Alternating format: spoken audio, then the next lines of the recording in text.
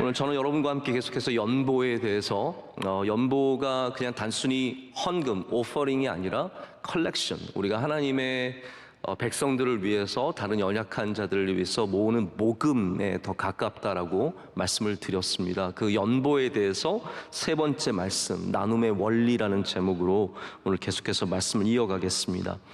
우리가 드리는 것은 단순히 드리는 것이 아니라 나누는 것입니다. 우리가 하나님께 드려도 그것이 나눔이 되고, 우리가 누군가에게 준다는 것은 그냥 어떤 목적을 갖고 준다기보다는 그 안에는 나눔이라고 하는 가장 하나님께서 기뻐하시는 요소가 들어 있습니다. 그래서 연보는 이 기빙, 드리는 것, 또 나눔, 이 컬렉션의 연보는 믿음이 없이는 할 수 없습니다. 그것이 바로 오늘 우리 고린도 후서에서 만나는 연보에 대한 가장 핵심적인 요소입니다. 믿음이 없이는 연보를 할 수 없고, 그렇기 때문에 고린도 교회에 바울이 지금 설득을 해야 되잖아요. 너희들이 연보를 해라. 그런데 그것이 단순히 너희가 돈이 있기 때문에 해라, 혹은 저기 어려우니까 해라, 이렇게 접근하지 않습니다. 여러분, 그것도 물론 다 맞는 말입니다. 우리가 예를 들어서 크리스마스에 이번에 OCC라고, 저희가 오퍼레이션 크리스마스 차일드라고 하는 사마리탄 지갑에서 하는 행사에 참여를 했습니다. 사랑의 박스를 준비했죠. 준비할 때 우리가 그렇게 말할 수도 있어요. 저희 우크라이나에 있는 어린아이들 얼마나 안타깝냐. 아버지 전쟁으로 죽고, 그리고 폴란드에서 다양한 곳에서 캠프, 난민 캠프에서 정말 힘들게 지내는 그 아이들에게 선물을 주면 그 아이들이 얼마나 기뻐하겠느냐. 이런 당연히 맞는 설득의 방법들도 있습니다. 혹은 당신의 자녀들이 좋은 것을 누리니까 우리 이 아이들도 좀 누릴 수 있게 나눠라, 이런 것도 다 설득이 될 수 있겠죠. 그러나 근본적으로 바울이 하고 싶은 이야기는요, 그것이 믿음이기 때문에 하라는 거예요. OCC가 되었든, 우리가 길을 가다가 구세군 함에 뭐를 넣든, 우리 교회 안에서 남선교회나 여선교회에서 회원들의 어려움을 돕든, 우리가 선교지에 무엇을 보내고 싶은 마음으로 동참을 하든, 이 모든 것은 단순히 불쌍하다, 어렵다, 내가 많다, 이런 것들은 다양한 상황에 지나지 않고요, 가장 핵심적인 것은 믿음으로 해야 된다는 것입니다. 믿음으로 해야 되는 것, 그것이 바로 오늘 이 바울이 고린도 교회에 전하는 이야기입니다. 그래서 왜 우리가 연보를 하게 되냐 하면요, 우리의 모든 물질, 사실 물질만도 아니죠. 우리 인생, 우리의 삶, 우리의 건강, 우리의 가정, 우리의 직장, 우리가 누리는 모든 것들의 참된 주인은 누구이십니까? 하나님이시라는 거죠.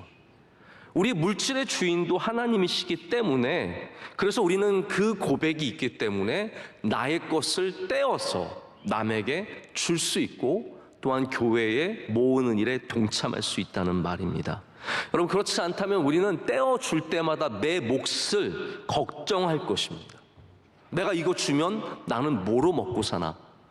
내가 이거를 내면 내 수입은 이만큼 줄어들게 되는데 나의 생활에 그만큼 삶의 질이 떨어지지 않느냐, 그런 걱정이 있지 않겠습니까? 근데 여러분, 믿음이 있는 사람은 그런 걱정을 하는 것이 아니죠. 왜냐하면 하나님께서 우리의 삶을 채워주신다는 것을 믿기 때문입니다. 그래서 이 믿음은 바로 여러분의 영성에서 나오는 겁니다. 자, 영성이 믿음이고요, 믿음이 영성입니다. 그런데 여러분의 영성이 어떻게 형성되었는지, 제가 일부러 라임을 맞추는 게 아니라 영성이 형성이 잘 돼야 돼요. 영성이 형성이 되지 않으면 우리는 끊임없이 그냥 사람들의 하는 일들을 따라갈 수밖에 없습니다. 형성이라는 단어를 잘 한번 생각해 보십시오. 형성, formation이에요. 어떻게 만들어지느냐. 왜냐하면 하나님께서 우리의 믿음을 만들어 주시기 때문입니다. 우리의 믿음이 그냥 생겨나는 것 같지만 성경은 그렇게 얘기하지 않잖아요. 믿음도 누가 주셨다고요? 하나님이 주셨다라고 우리가 고백을 합니다. 근데 그 믿음을 하나님은 반드시 형성시켜 주십니다. 그것을 우리가 성장이라는 표현을 쓰기도 하고 성숙이라는 표현을 쓰지만, 이 다양한 상황 속에서 여러분의 믿음을 지금도 형성시켜 주고 계신 거죠. 우리가 핸드벨로 모여서 연습할 때 우리의 영성이 형성됩니다. 장로 합창단에서 모이셔서 토요일마다 연습하셨을 때 그것이 형성되는 과정에 있고, 무슨 일을 하든지 하나님은 이것을 형성의 도구로 사용하십니다. 자, 그래서 성경에서 오늘 본문과 구약에서 공통적으로 나오면서 우리의 물질관을 형성시켜 주시는 하나님이 택하신 도구가 있습니다. 자, 오늘 말씀에 15절 말씀을 한번 보시죠. 15절 말씀을 보시고 혹시 이거를 아셨다면 여러분은 성경을 굉장히 깊이 아시는 건데요. 우리 15절 말씀 다 함께 읽겠습니다. 기록된 것 같이 많이 거둔 자도 남지 아니하였고 적게 거둔 자도 모자라지 아니하였느니라. 자, 퀴즈가 나가겠습니다. 뭐에 대한 이야기일까요? 맞습니다. 만나입니다. 만나. 하나님께서는 만나를 우리에게 맛있어서 준 게 아니에요. 이것이 무엇인고? 이게 만나잖아요. 이것이 도대체 뭐예요? 이게 만나거든요. 만나를 그냥 먹으라고 주신 걸까요? 아니라는 거죠. 만나도 하나님께서 우리의 믿음을 만들기 위해서 주신 겁니다. 우리의 믿음을 형성시켜 주시기 위해 주셨다는 거죠. 자, 우리가 만나에 대한 내용이 나왔다는 것 자체가 이 15절을 통해서 출애굽기 19장에 나온 이 말씀이 언급이 된 것은, 죄송합니다, 16장에 나오는 말씀이 언급이 된 것은 이것이 훈련이었다. 자, 다시 말씀드릴게요. 만나가 훈련이었기 때문에, 믿음의 훈련이었기 때문에, 그러면 연보도 뭐가 되겠습니까? 이것도 믿음의 훈련이라는 거예요. 만나가 하나님을 의지해야 하는 훈련의 도구였다면, 연보도 하나님을 의지해야 한다는 연보, 바로 그 훈련, 믿음의 훈련의 도구가 되는 겁니다. 여기 똑같이 그 만나가 구약과 신약의 연보로서 작용하는 것을 보게 됩니다. 제가 아주 여러분에게 뻔한 이야기를 좀 말씀을 드리고자 합니다. 우리는 출애굽이 애굽을 빠져나온 엑소더스, 그냥 빠져나온 사건으로 생각할 수 있지만 사실 출애굽은 훨씬 더 깊은 의미를 갖고 있습니다. 출애굽은 종이었던 우리를 자유하게 하시고, 할렐루야, 그리고 하나님의 백성으로 만드시는 훈련의 시간이었습니다. 출애굽의 목적은 애굽을 빠져나오자가 아닙니다. 애굽을 빠져나와서 하나님의 백성으로 훈련받는 것, 이것이 진정한 출애굽의 목적이었습니다. 여러분, 믿음이 무엇일까요? 믿음은 항상 빠져나오는 것과 깊은 관련을 갖고 있습니다. 우리가 하나님을 믿으면 우리가 빠져나오는 곳이 있어야 합니다. 그리고 그 빠져나온 상태에서 그냥 살아가는 것이 아니라 하나님의 백성으로 포메이션, 형성되어서 만들어져 가야 합니다. 제가 오늘 여러분께 되게 어려운 얘기하는 거 아닙니다. 굉장히 단순한 얘기고 아주 성경적인 얘기고 아주 기본적인 얘기를 여러분께 드리고 있는 겁니다. 그래서 출애굽의 모든 모습들은 하나님께서 이 수백 년 동안 종살이하던 이스라엘 백성을 하나님의 백성으로, 자, 애굽의 종이었던 사람들을 하나님의 백성으로 포메이션하는, 형성시키는 것이 바로 이 출애굽의 사건이었죠. 다시 말씀드립니다. 그렇기 때문에 영성은, 믿음은 우리가 형성되는 이 포메이션이라는 과정을 지나가게 되어 있습니다. 이스라엘 백성의 삶은 애굽에서 만들어졌었죠. 430년이라고 말하는 애굽의 생활 동안 그들이 얼마나 애굽화 되었겠습니까? 그래서 모든 것이 애굽에 의해서 형성되었어. 그들의 언어와 문화와 생각과 정치와 노래와 모든 것들의 사고를 애굽이 잡고 있는 거죠. 자, 그래서 그들이 처음에 나가자마자 이제 불평하잖아요. 저는 이 출애굽기를 제가 예전에 한번 혼자 좀 공부하면서 굉장히 많이 도전을 받은 것이 있는데, 그 중에 하나가 불평하고 불만하는 것에 대한 문제입니다. 그냥 불평과 불만이 잘못된 것이 아니라 이 출애굽의 광야에서 계속 반복되잖아요. 근데 하나님이 그거 되게 싫어하시잖아요. 여러분 느끼셨습니까? 저만 느꼈나요? 하나님이 백성들이 불평하고 불만하는 거 웬만하면 받아주실 것 같은데 광야에서 불평 안 하는 게 가능하나요, 여러분? 지금 이 자리에 앉으셔서도 불평하실 수 있는데, 그렇죠, 여러분? 지금 마음속에 약간 불평 있으신 분들 계시죠? 오늘 목사님 얼마나 길게 설교를 하려고 도대체 아직까지 본론을 안 들어가고. 광야에서는 당연히 불평이 있을 수밖에 없는데 왜 사랑이 많으신 하나님께서, 구약 성경에서도 반복돼서 나오잖아요. 인자와 사랑이 많으시고 용서하신 하나님. 근데 왜 하나님께서 그렇게 불평과 불만을 싫어하셨을까요? 제가 출애굽께서 느낀 건 뭐냐면 그 불평과 불만이 우리가 자연스럽게 느끼는 불평과 불만이 아니라 바로 애굽의 종살이의 흔적들이었다는 것이죠. 이 사람들이 너무 애굽화되어서 당연히 불평하고 불만하는 것이, 왜냐하면 그렇게 종들이 일했거든요. 그래서 신약 성경에도 바울이 그러지 말고 상전을 귀하게 여기고 열심히 일하라고 말하는 것은 이게 노예의 문화예요. 불평하고 불만하고. 그래서 우리가 세상에서 주인으로 살지 못하고 하나님의 백성으로 살지 못하고 노예로 살면 늘 불평과 불만밖에 없는 겁니다. 하나님께서 그걸 고치시기를 원하셔서 바꾸십니다. 그래서 불평을 하자마자 뭘 불평하냐면 나오자마자 하나님 먹을 게 없어요. 이거부터 불평합니다. 뭐 당연하죠. 광야에 무슨 편의점이 있겠습니까? 뭐가 있겠습니까? 당연히 불평하죠. 그래서 하나님께서 만나를 주십니다. 자, 그러면 만나는 불평에 대한 하나님의 반응입니까? 아니죠. 만나는 하나님께서 믿음을 주시기 위해 베풀어 주신 겁니다. 만나는 단순히 먹고 마시는 중요성을 가진 게 아니라 우리가 어떤 믿음으로 이 땅에 살아야 하는지를 하나님께서 가르쳐 주시기 위해서 이 땅에 보내주신 거예요. 그래서 만나는 어떤 특징을 갖고 있습니까? 그날의 것을 먹어야 돼요.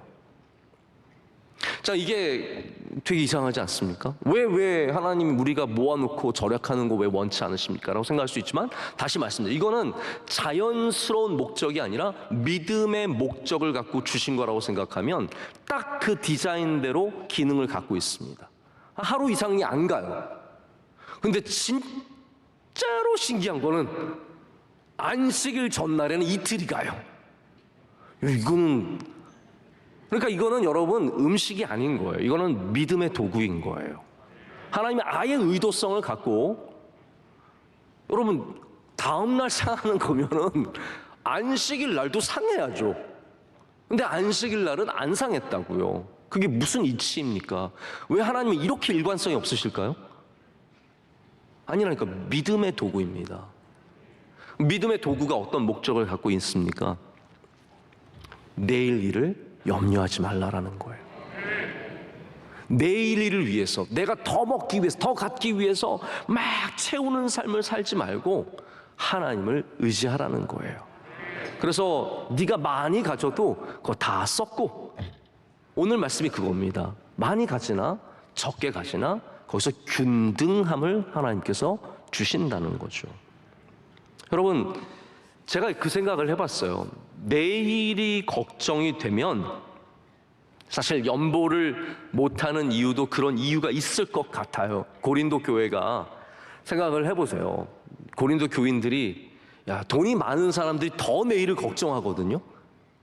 돈이 많은 사람들이 10년 뒤에 뭐 먹고 사나, 우리는 당장 내일 뭐 먹고 사나를 염려한다면 돈 많은 사람들은 내 아들이 뭐 먹고 사나 이런 거 염려해 주거든요. 제가 보니까 내일이 걱정되면 오늘을 하나님의 뜻대로 사는 것이 버겁습니다. 다시 말씀드릴게요. 내일이 걱정되면 오늘을 하나님의 뜻대로 사는 것이 너무 어렵습니다. 하나님께서는 만나를 통해서 매일 하나님의 은혜로 살아갈 것을 우리에게 가르쳐주고 계십니다. 하나님께서 여러분의 삶을 분명히 은혜 주시고 내일도 여러분에게 만나를 주실 줄로 믿습니다.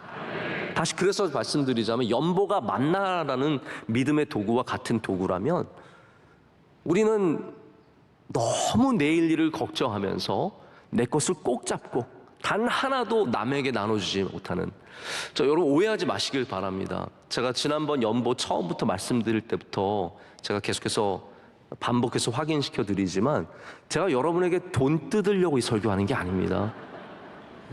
오늘 막 교회 처음 나왔는데 이럴 줄 알았어. 교회 나왔더니 또 돈 내라 그러네. 제가 절대로 여러분에게 뭘 내라 그런 의도를 갖고 말씀을 드리는 게 아니라, 연보는 마음의 문제입니다. 그래서 많이 내느냐 적게 내느냐의 문제가 아니라, 오늘 처음에도 보면 마음을 갖고 있느냐의 문제를 물어보고 계세요. 여러분, 저는 그래서 여러분에게 연보를 내라고 하지 않겠습니다. 마음을 가지시길 축복합니다. 나눌 수 있는 마음, 베풀 수 있는 마음, 섬길 수 있는 마음. 항상 얻어먹어도 단 한 번을 베풀 줄 모르고, 자, 이거 연보의 내용은 아니죠. 맨날 선물 받으면서 단 하나도 남에겐 줄 줄 모르는, 이제 그거는 하나님께서 기뻐하시는 마음은 믿음의 자세가 아니라는 겁니다. 그래서 믿음은 내일을 하나님께 맡기고 오늘을 하나님의 뜻대로 살아가는 것입니다. 믿음의 반대는 내일이 걱정되기 때문에 오늘을 하나님의 뜻대로 살기를 거부하는 것이고, 믿음은 내일을 하나님께 맡기고 오늘을 하나님의 뜻대로 살아가는 것이라는 거죠. 그래서 연보의 본을 누가 보여줬습니까? 제가 지난번에 말씀드렸죠. 마게도냐 교회가 연보의 본을 보여줬어요. 근데 마게도냐는 어떠한 교회였습니까? 환난과 극한 어려움 속에 있었던 교회잖아요. 그 교회가 오히려 본을 보일 수 있었습니다. 왜 그렇습니까? 이게 물질의 문제가 아니기 때문이죠. 물질의 문제였다면 부자 교회가 본을 보여야 돼요. 근데 이 연보가 믿음의 모습이었기 때문에 다른 교회가 아니라 마게도냐 교회가, 가장 환난 속에 있는 교회가, 가장 가난한 교회가 연보의 본을 보이게 됩니다. 여러분, 믿음의 본을 부자가 보입니까? 똑똑한 사람이 보입니까? 교회에서 잘 나가는 사람이 보입니까? 아니죠. 믿음 있는 사람이 믿음의 본을 보이게 되어 있습니다. 어린아이든지 누구이든지 상관하지 않습니다. 여러분, 사실 그렇잖아요. 우리 아이들 예배 드리는 모습 보면서 때로는 얼마나 많이 도전을 받고 은혜를 받습니까? 때로는 교회에 처음 나온 분 보면서 우리가 다시 도전받을 때도 있지 않습니까? 그것은 믿음이라는 것에 보는 어떤 지위 혹은 우리가 갖고 있는 연수의 문제가 아니라 그 믿음 자체에 있기 때문입니다. 그래서 여러분이 믿음이 있으셔야 주님의 일에 참여하게 되는 은혜를 누리게 될 줄로 믿습니다. 자, 그러면 연보의 첫 번째 오늘 말씀에 나오는 원리는 무엇일까요? 오늘 12절 말씀을 한번 보겠습니다. 12절 말씀 함께 읽겠습니다. 그런즉 내가 너에게 쓴 12절 말씀, 할 마음만 있으면 있는 대로 받으실 터이요 없는 것은 받지 아니하시리라. 아멘. 할 마음만 있으면 있는 대로 받으실 터이요 없는 마음은 받지 않으신다라고 바울이 얘기하고 있습니다. 여기 할 마음이라는 것은 willingness라는 뜻이에요. 의지. 난 하고 싶어. 나는 드리고 싶어. 나는 나누고 싶어. 나는 하나님의 부르신 일에 동참하고 싶어. 그 마음이 연보에서 가장 중요한 출발점입니다. 그래서 여러분에게도 할 마음이 있으시길 축복합니다. 근데 예배도 똑같아요. 예배도 어떤 예배를 하나님께서 기뻐 받으시느냐. 물론 여기 와서 처음에는 막 군시렁대며 왔지만 막상 와서 앉아보니까 핸드벨 찬양이 좋고 장로님 찬양 좋고 찬양대 찬양 좋고 목사님 설교 그냥 그렇고 이러면서 은혜 받으시는 분들도 계세요. 제 미국인 친구가 저희 교회 예배를 종종 나와요. 두 부부가 종종 나오는데 이 친구가 약간 좀 장난기가 많아가지고 저한테 늘 그래요. 오늘 찬양대 찬양은 정말 은혜를 받았는데 설교는 뭘 했는지 기억이 안 난다. 그래서 늘 시험에 들게 하는 사람들이 있는데, 여러분, 우리가 교회 예배에 올 때 불평과 불만과 또 어쩌면 원하지 않는 마음으로 와도 이 안에서 변화되면 거기 은혜가 있습니다. 그러나 기본적으로 우리가 예배를 온다면 당연히 할 마음, 드리고자 하는 마음, 바로 그 마음에서 시작을 해야 된다는 것이죠. 모든 믿음의 원리들은 이 할 마음이 시작점입니다. 할 마음이라는 것을 조금 더 쉽게 표현하자면 자원하는 마음을 말합니다. 자원하는 마음. 연보도 이렇게 자원하는 마음을 통해서 해야 합니다. 역대상 29장에 다윗이 성전을 짓기 위해서 이스라엘 백성들에게 참여할 것을 촉구하는 그러한 내용이 쭉 나옵니다. 29장에 보면 다윗이 뭐라고 얘기하냐면요, 그때만 해도 솔로몬이 아직 젊었던 것 같아요. 그랬더니 뭐라고 얘기하냐면, 이제 솔로몬이 왕위를 이어받는 것은 당연한 사실인데 아직까지 미숙하고 어리니까 내가 성전 지을 것을 다 준비를 하였다라고 말합니다. 그래서 금과 은과 수많은 것들을 다 준비했는데, 그러면서 백성들에게 뭐라고 말하냐면요, 당신들 중에서 자원하여 드릴 사람이 있습니까? 라고 이렇게 묻습니다. 그걸 이제 우리 한글 성경에는 즐거이 드릴 사람이 있습니까? 여러분, 이거 참 중요한 말 아닙니까? 즐거이 드리는 것. 우리가 예배를 드려도 즐거이 드릴 수 있다면 얼마나 은혜겠습니까? 우리가 무엇을 참여하여도 즐거이 참여할 수 있으면 거기 얼마나 은혜가 있겠습니까? 그래서 사람들이 다 즐거이 드렸다라는 말이 나옵니다. 제가 한번 읽어드릴게요. 역대상 29장 6절에 이렇게 되어 있습니다. 이에 모든 가문의 지도자들과 이스라엘 모든 지파의 지도자들과 천부장과 백부장과 왕의 사무관이 다 즐거이 드리되. 아멘. 그들이 하나님의 일에, 성전을 세우는 일에 즐거이 나아갔습니다. 그 다음에 뭐라고 9절에 또한 얘기하냐면요, 백성들은 이제 즐거이 들은 것을 풀어서 말합니다. 여기 뭐라고 되어 있습니까? 자원하여라고 되어 있습니다. 즐거이 드린 것의 정의입니다. 자원하여 드렸으므로 기뻐하였으니, 곧 그들이 성심으로 여호와께 자원하여 드렸으므로 다윗 왕도 심히 기뻐하니라. 아멘. 이 모든 하나님의 성전을 짓는 일에 자원한 마음으로 했습니다. 자, 여기는 굉장히 중요한 또 신구약의 공통점이 나옵니다. 자, 하나님의 성전을 짓는데 다윗이 억지로 지었습니까? 아니죠. 다윗도 자원하는 마음으로 준비했습니다. 백성들도 자원하는 마음으로 동참했습니다. 참, 여기에 그런 분명한 원리가 세워집니다. 하나님의 성전은 어떤 마음으로 지어야 합니까? 자원하는 마음으로, 기쁜 마음으로 지어야 되는 거예요. 이것이 하나님의 성전의 영광을 가리지 않는 방식입니다. 자, 그러면 신약에 와서 교회를 세웁니다. 자, 교회는 건물도 교회일 수 있지만 우리는 좀 더 넓은 의미로서 우리 모두가 교회라고 생각을 해봅시다. 예수 그리스도의 몸된 교회를 짓는 것도 어떻게 지어야 합니까? 자원하는 마음. Thank you very much. 너무 정확하게 알고 계십니다. 하나님의 성전을 기뻐하는 마음으로, 즐거이 하는 마음으로, 자원하는 마음으로 지었다면 예수 그리스도의 몸된 교회도 우리는 즐거이 기뻐하는 마음으로, 자원하는 마음으로 지어야겠죠.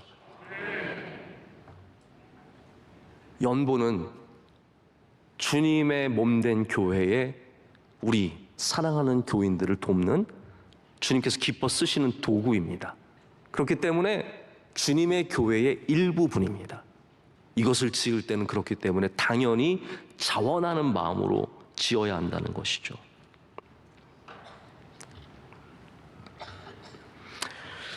여러분, 우리 살아보면 무엇을 줄 때 정말 기뻐서 주는 사람이 있고요, 마지 못해서 이렇게 주는 사람이 있습니다.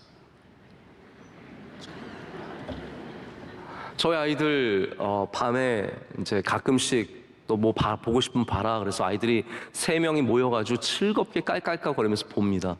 그래서 제가 늘 부탁하죠. 이제 5분 남았습니다. 3분 남았습니다. 1분 남았습니다. 끄겠습니다 하면 자원하여 주는 법이 없습니다. 다들 억지로 정말 눈물을 흘려가며 정말 이거 끊기가 쉽지 않습니다. 그래서 자원하여서 주는 거랑, 저희 아내는 그래서 좀 지혜가 있어서 뭐라고 하냐면, 먼저 꺼서 내는 사람은 내일 더 보여준다 그럽니다. 그러면 저희 영민이 같은 아이는 당장 끄서 가져오죠. 그래서 내일 더 보여주세요 줍니다. 그러면 더 복이 있는 거죠. 억지로 끄는 우리 셋째는 다음날 또 땡깡 부려서 또 보긴 합니다. 그러나 자원하는 마음과 억지로 하는 것은 너무 큰 차이가 있다는 거죠. 여러분, 우리가 주님의 일에 동참할 때는 억지로 하지 말고 자원해서 해야 합니다. 이것이 주님께서 우리에게 바라시는 모습입니다. 그런데 우리가 왜 자원하는 마음이 잘 안 생기냐면요, 특별히 물질은 힘이 있기 때문이에요. 물질이 힘이 있습니다. 돈 있는 게 힘이 있습니다. 그렇지 않습니까? 여러분, 그래서 늘 돈이 있기를 원하는 거 아닙니까? 근데 제가 며칠 전에 짐 캐리의 얘기를 좀 드린 적 있죠. 코미디언이자 배우인 짐 캐리가 그런 말을 했다잖아요. 자기는 모든 사람이 다 돈과 명예를 다 꼭 가져봤으면 좋겠다. 왜냐하면 그래야 돈과 명예가 인생의 대답이 될 수 없는 것을 깨닫기 때문이다라고 말했습니다. 그러니까 짐 캐리가 돈이 얼마나 많겠어요. 제가 대학교 때 에이스 벤투라라고 하는 그 탐정 나오는 영화로 나와서 지금까지 매년 수백만 불을 벌고 어마어마한 돈을 벌었지만, 그가 말하는 게 뭐예요? 막상 가져보니까 돈과 명예가 내 삶의 대답이 될 수 없다라는 거죠. 해답이 될 수 없다라는 거예요. 근데 우리는 돈이 우리 인생의 해답인 줄 알아요. 여러분, 해답은, 우리에게 진짜 진정한 해답은 예수 그리스도밖에 없습니다. 그것을 자꾸 헷갈리면 우린 영원히 다른 것을 끊임없이 갈망하고 그것만 쫓아갈 수밖에 없는 것이고, 왜 하나님의 일에, 연보에, 왜 주님의 거룩한 예배에, 주님이 기뻐하시는 일들에 참여하지 못하냐면요, 바로 이 경쟁하는 우상 때문입니다. 그래서 예수님께서 재물을 이제 아람어로 맘몬이라고 하지 않습니까? 맘몬을 예수님은 우상의 이름처럼 부르셨어요. 너희가 하나님과 재물, 맘몬을 함께 섬기려느냐, 둘 다 섬기려느냐, 그럴 수 없다라고 주님께서 말씀하지 않으십니까? 하나님은 원래 라이벌이 없으신 분이세요. 하나님은 절대로, 여러분 생각해 보세요. 바알이 하나님의 라이벌입니까? 아니에요. 라이벌이 아니에요. 바알은 그냥 쓰레기예요. 그냥 돌덩어리고 그냥 진흙덩어리예요. 하나님과 라이벌이 될 수 없는데 우리 인간이 그렇게 여긴 거예요. 그게 우상이라는 겁니다.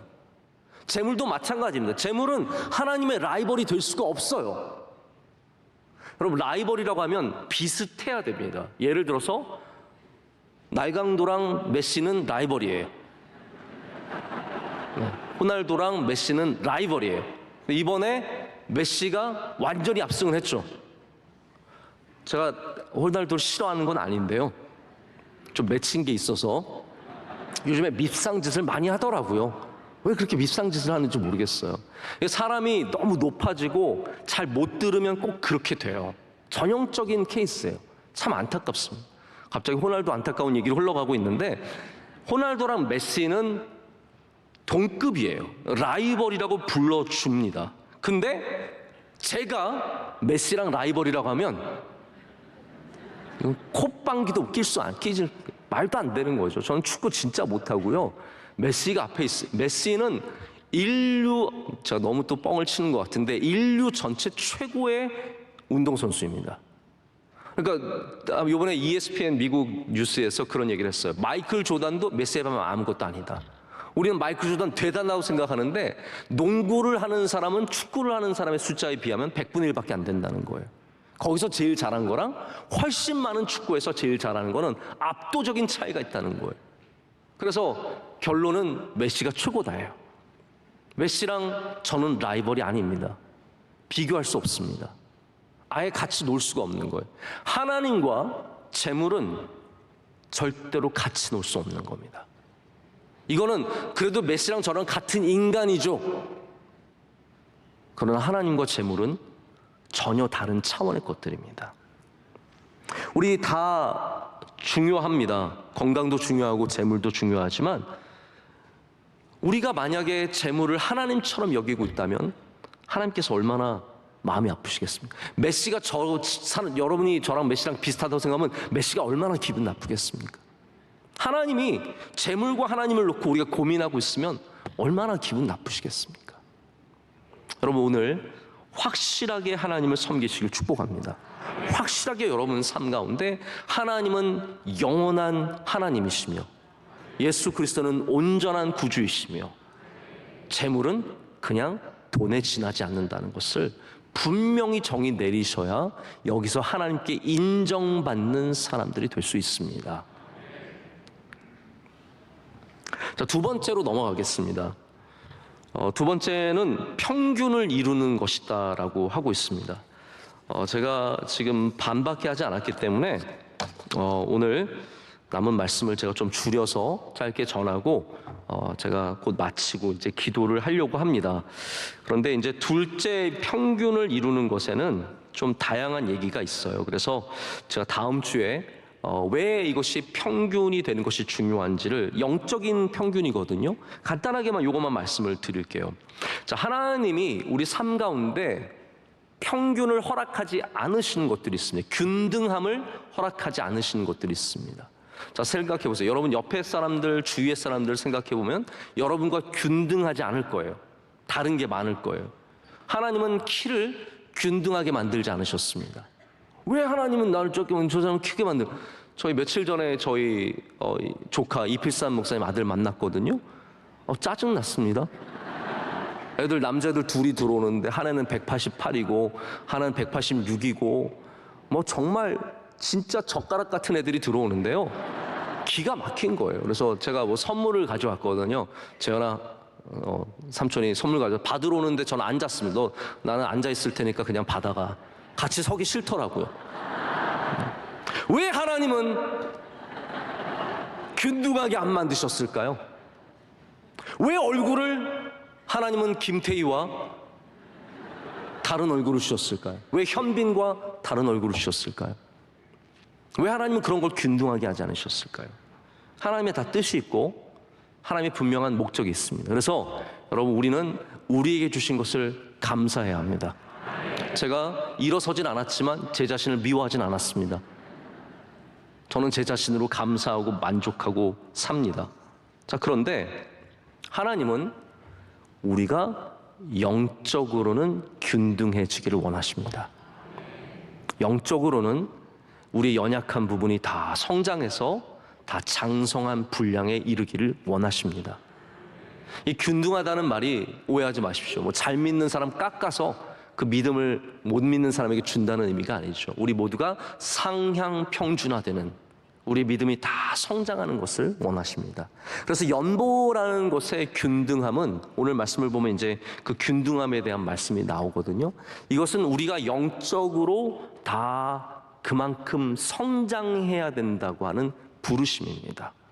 자, 오늘 제가 여러분과 함께 연보에 대해서 연보의 아주 중요한 원리들에 대해서 첫 번째 말씀, 그리고 두 번째 짧게 말씀을 드렸습니다. 이 한 가지 이제 좀 예화만 좀 말씀을 드리고 나머지 이 균등하게 됨은 다음 주에 또 말씀을 전하도록 하겠습니다. 자, 이야기를 사실 끝에 있는 건데 끌어다가 앞에 이야기하는 거는 제가 굉장히 오늘도 준비하면서 이 이야기에 감동을 받았기 때문입니다. 혹시 여러분 핸드폰에 성경 앱이 있으십니까? 네, 있으세요? 네. 없으시면 꼭 가서 하나 설치하시면 좋습니다. 저도 비행기 탈 때나 이럴 때 성경 앱으로 많이 성경을 읽습니다. 참 좋습니다. 근데 성경 앱 중에 가장 많이 다운로드된 앱이 유버전이라고 하는 성경 앱입니다. 그냥 홀리 바이블이라고 적혀 있지만 그 제작자를 보면 라이프 처치라고 되어 있습니다. 혹시 여러분 보셨습니까? 2019년까지 이 성경 앱이 몇 회가 다운로드가 됐냐면 8억 5천만 번 다운로드가 됐습니다. 지금은 아마 10억은 당연히 넘겼을 것이고요. 훨씬 더 많이 다운로드 됐을 거라고 생각을 합니다. 리뷰 수가 보통 뭐 잘 나가는 뭐 앱 이렇게 리뷰수 보면 몇 천 개, 몇만 개인데요. 이거는 840만 개. 제가 오늘 가서 체크를 해봤습니다. 사람들이 리뷰 좋습니다 뭐 이런 거 작성하고 별 5개 준 게 840만 건이나 되는데 5.0 만점에 4.9입니다. 그러니까 앱으로서는 정말 많은 사람들이 사랑하는 성경 앱입니다. 자, 이거를 만든 교회가 라이프 처치라고 하는 미국의 오클라호마에 있는 교회입니다. 이 라이프 처치는 크레이그 그로쉘이라고 하는 목사님이 섬기고 있는 교회예요. 근데 이분이 교회를 1996년에 개척을 하고 시작을 했습니다. 그러는 가운데 목사님 설교가 참 좋으니까 사람들이 목사님 설교 CD를 사고 싶어 했어요. 우리도 그랬잖아요. 그렇죠? CD를 사고 싶어 했어요. 많은 사람들이 주문을 하고 쇄도에 왔습니다. 막 그랬더니 한 직원 하나가 목사님한테 그랬어요. 목사님, 만약 우리가 돈을 받지 않고 이 CD를 그냥 나눠주면 어떤 일이 생길까요? 그렇게 얘기를 했습니다. 그냥 한 말인데 이 목사님이 그거를 심각하게 받아들였어요. 아, 내가 이거를 그냥 한번 나눠줘 봐야지 라고 하면서 목사님이 설교 CD를 그냥 사람들에게, 원하는 분들에게 나눠주기 시작했습니다. 그때부터 목사님은 나눔이 하나님께 주신 라이프 처치의 가장 귀한 사역임을 깨닫게 되었습니다. 그래서 이분이 성경 앱을 만들기 시작했어요. 우리가 이제 핸드폰, 이렇게 스마트폰이라고 하는 거 쓰기 시작하면서 많은 사람들이 성경을 보기 시작하자 유버전을 만들었어요. 그리고 그 유버전을 당연히 사람들에게 공짜로 나눠주기 시작했습니다. 이 유버전 성경을 만들기 위해서 지금까지 들어간 돈이 3천만 불이라고 합니다. 3천만 불, 약 400억 정도가 여기 들어가서 지금도 메인테넌스를 하고 고치고 업데이트를 하고 이 많은 정보들, 저도 성경만 읽는 것이 아니라 묵상집도 읽고 이 안에서 얻는 자료들이 참 많이 있습니다. 여러분, 이거를 어떤 마음으로 준비했냐고요? 나눔의 마음으로 준비했습니다. 여러분, 우리가 나눔의 마음을 가지면 하나님께서 거기에 기름을 부어주십니다. 저는 그냥 유버전 앱이 좋은 성경 앱이라고 말씀을 드리는 것이 아니라 그 교회가 바로 그 일들을 통해서 놀라운 하나님의 역사를 만들어 가고 있다는 것이 훨씬 더 중요한 이야기라는 것이죠. 여러분, 그냥 나누고 우리가 잘 먹고 잘 살고 그 얘기가 아닙니다. 우리가 나누는 것을 우리의 삶 가운데 중요한 하나의 원리로, 믿음의 모습으로 알고 있고 믿고 있고 고백하고 행한다면 하나님께서 그 나눔 위에 반드시 주의 은혜를 부어주실 줄로 믿습니다. 우리 교회도 더 나누는 교회가 되기를 원합니다. 여러분들도 더 나누시는 분들이 되시길 축복합니다. 어떻게 나눕니까? 믿음을 가질 때, 하나님을 향한 분명한 신뢰를 가질 때 우리가 더욱더 사랑을 나누고 은혜를 나눌 수 있는 그런 귀한 주의 종들이 될 줄로 믿습니다.